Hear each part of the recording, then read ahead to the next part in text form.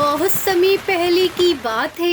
एक जंगल में टुनटुनी चिड़िया अपनी बूढ़ी माँ टूनी और पिता टुन्नू चिड़ा के साथ एक टूटे फूटे कच्ची मिट्टी के घर में रहती थी। उन्हें हमेशा बरसात का डर लगा रहता था, कहीं जोर की बरसात की वजह से उनका घर टूट न जाए और वो बेघर न हो जाए। वहीं टुनटुनी की माँ पक्षियों के घरों में नौकरानी का काम करती थी और टुनटुनी के पिता टुन्नू चिड़ा फल बेचकर अपने घर का गुजारा किया करते थे। टुन्नू की जितनी भी कमाई होती थी उनसे वो अपने घर का खर्चा और अपनी बेटी की पढ़ाई का खर्चा उठाया करता था।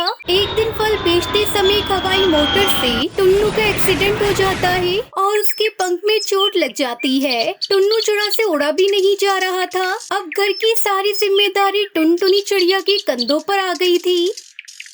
माँ, फल बेचने पर उतने पैसे नहीं हो पाते हैं जिससे हम पिताजी का इलाज करवा सके। यहाँ तक कि हम एक वक्त का खाना भी ठीक से नहीं खा पा रहे हैं। मैं सोच रही हूँ कि मुझे पैसे कमाने के लिए शहर के जंगल चले जाना चाहिए। अगर शहर में जाकर किसी के घर में नौकरानी का काम करूँगी तो मुझे लगता है कि फल बेचने से ज्यादा अच्छे पैसे मिल जाया करेंगे।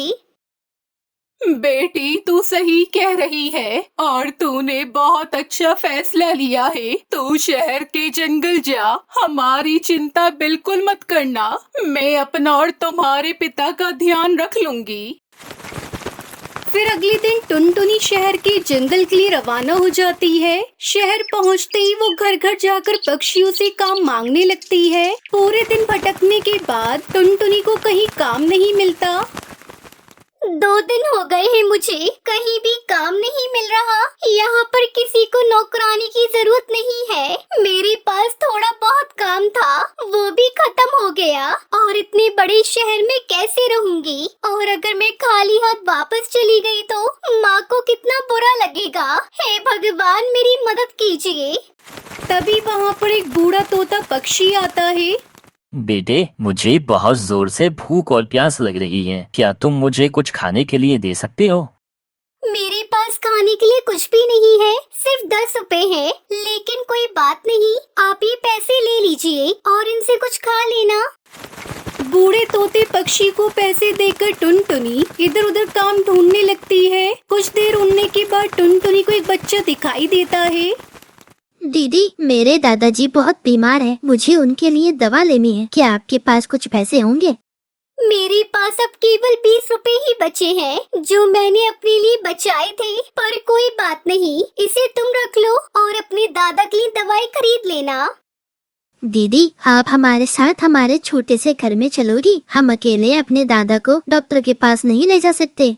फिर टुनटुनी चिड़िया उस बच्चे के साथ उसके घर चली जाती है। तभी वो बच्चा और उसका दादा हरिया तोता परी के रूप में बदल जाते हैं।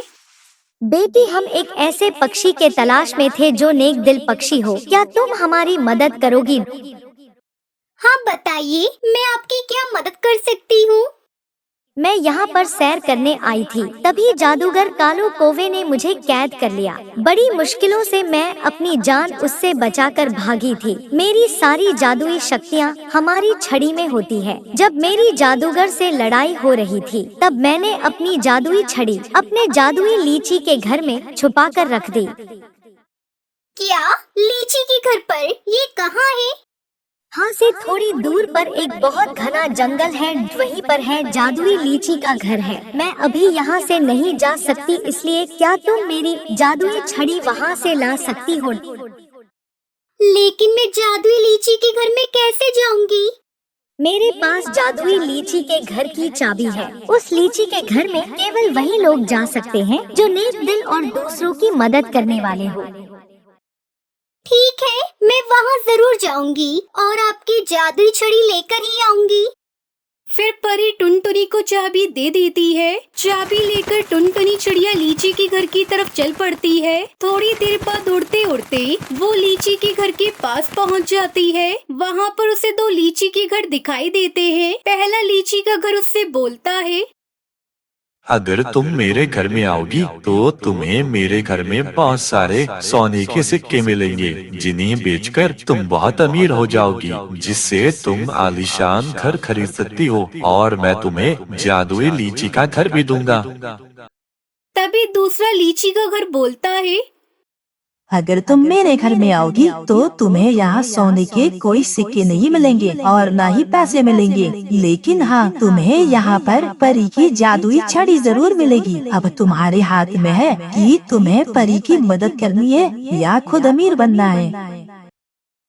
मुझे पैसे और घर की बहुत ज्यादा जरूरत है, लेकिन फिर भी मैं पैसे और घर नहीं लूंगी। मैं परी की मदद करना चाहती हूँ क्योंकि इस समय परी बहुत परेशानी में है, इसलिए मुझे उनकी मदद करनी है। टुनटुनी के इतना बोलते ही पहले लीची का घर बोलता है, टुनटुनी तुम बहुत अच्छे चिड़िया हो, तुम कभी लालच नहीं करती। तुम्हारा ऐसा व्यवहार देखकर हम बहुत खुश हैं, इसलिए मैं तुम्हें पैसे, सोने के सिक्के और जादुई लीची का घर उपहार में देना चाहता हूँ। ये कहकर वो जादुई लीची का घर टुनटुनी चिड़िया को सब दे देता है। फिर टुनटुनी चिड़िया दूसरे लीची के घर में से जादुई छड़ी लेकर परी के पास जाती है। सच में टुनटुनी तुम बहुत अच्छी चिड़िया हो। अगर तुम्हारी जगह कोई और चिड़िया होती तो वो धन दौलत को चुनती, लेकिन तुम धन दौलत के लालच में नहीं आई। अगर तुम चाहो तो मुझसे कोई भी एक इच्छा पूरी करवा सकती हो। परी जी, मुझे अब और कुछ नहीं चाहिए क्योंकि जादुई लीची के घर ने मुझे सब कुछ दे दिया है जिसकी मुझे जरूरत थी। उन्होंने मुझे लीची का जादुई घर दिया है, बस आप मुझे मेरे घर पहुंचा दीजिए। टुनटुनी चिड़िया के इतना कहते ही परी अपनी जादुई छड़ी से टुनटुनी को उसके घर पहुंचा देती है। टुनटुनी मेरी प्यारी बच्ची आ गई तू। अरे तुझे इतने सारे सोने के सिक्के और पैसे किसने दिए और ये जादुई लीची का घर, मुझे सब बता, ये सब किसने दिया है तुझे? टूनी के इतना कहते ही टुनटुनी अपनी माँ को सारी कहानी सुनाती है। ये सारी बातें सुनकर वो बहुत खुश होते हैं। पिताजी, अब मैं आपके पंखों का इलाज शहर के बड़े हॉस्पिटल में करवाऊंगी और आप बहुत जल्दी ठीक हो जाएंगे। अब हमारे पास इतने सारे पैसे हैं कि अब हम शहर के जंगल में आराम से रह सकते हैं। और ये जादुई लीची का घर, ये कोई मामूली घर नहीं बल्कि जादुई लीची का घर है। इस घर में हमारी सारी जरूरत की चीजें मौजूद है।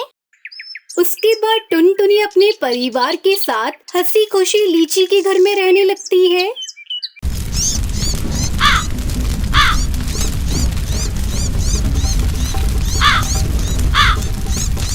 सुंदरवन जंगल में टोनी नाम की एक चिड़िया अपने बेटे बंटी कबूतर और अपनी बहू टुनटुनी चिड़िया के साथ रहती थी। शादी के कई साल बीत जाने के बाद भी टुनटुनी चिड़िया अभी तक माँ नहीं बन पाई थी। आस पड़ोस के पक्षी भी उसे ताने देने लगे थे। एक दिन जब टुनटुनी चिड़िया अपने घोंसले से बाहर निकलती है, तब उसकी पड़ोसन सुंदरी कौवी तीखी जुबान में कहती है, अरे टुनटुनी बहू, अब तो तेरी शादी के कई साल गुजर गए, लेकिन तू अभी तक माँ नहीं बनी। लगता है तेरे भाग्य में औलाद का सुख नहीं है। ये सुनकर टुनटुनी को बहुत बुरा लगता है। वो सुंदरी कौवी से कहती है, हाँ काकी, डॉक्टर बुलबुल को दिखाया है। अब तो जब भगवान चाहेंगे तभी माँ बनने का सुख मिलेगा। ठीक है बहू, अब मैं चलती हूँ, मेरा पोता रो रहा है। टुनटुनी चिड़िया को सुंदरी कौवी की बातें सुनकर बहुत रोना आता है। वो सोचती है, सुंदरी कौवी मुझे संतान न होने का ताना दे रही थी, मैं क्या करूं? मैं भी तो माँ बनना चाहती हूँ। मुझे भी बच्चों से बहुत प्यार है, पर लगता है नसीब में संतान का सुख नहीं लिखा। इसी तरह कई दिन गुजर जाते हैं। एक दिन टोनी चिड़िया टुनटुनी को अपने पास बुलाती है और कहती है, बहू, लगता है मैं अपने पोता पोती को देखे बगैर ही मर जाऊंगी। पता नहीं कौन सी मनहूस घड़ी में मैंने अपने बेटे का ब्याह तुमसे कराया था। मेरी किस्मत ही फूटी हुई है जो ये बांझ बहू हमारे खूंटे से बांध दी है। टुनटुनी चिड़िया अपनी सास की जली कटी सुनकर रोने लगती है।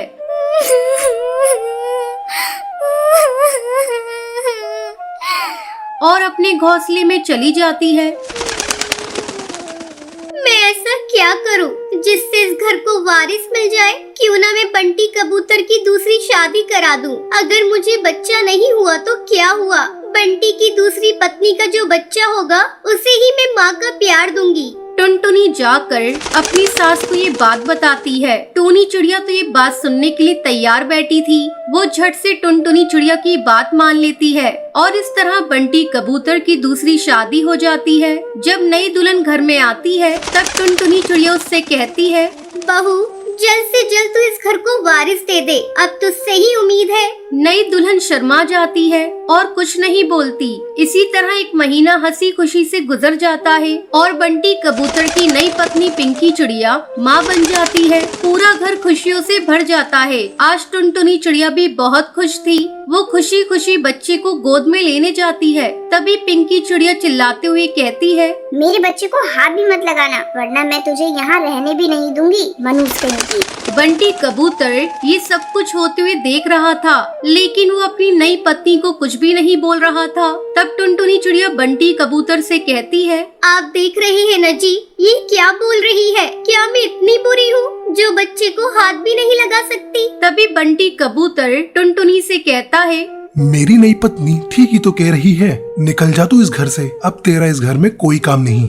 उस रात अपने पति का ये बर्ताव देखकर टुनटुनी चिड़िया बहुत ही दुखी होती है और हमेशा हमेशा के लिए बंटी कबूतर को छोड़कर जाने की सोचती है।